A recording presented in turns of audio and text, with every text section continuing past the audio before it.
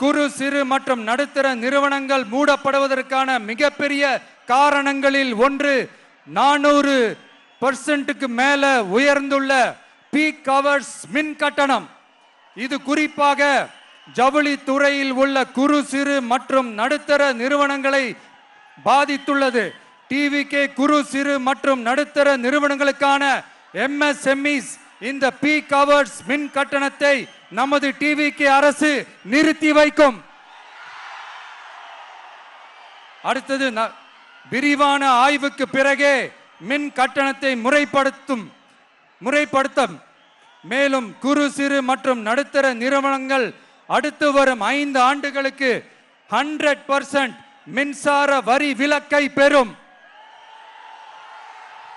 அடுத்தது குறு சிறு மற்றும் நடுத்தர நிறுவனங்கள் உலகளவில் போட்டி போடுவதை உறுதி செய்வதற்காக அவற்றை நவீனமயமாக்க ஒரு யூனிட்டுக்கு ரூபாய் 50 லட்சம் வரை என்ற அளவில் 35% நேரடி மூலதன மானியத்தை நமது டிவிகே அரசு வழங்கும்.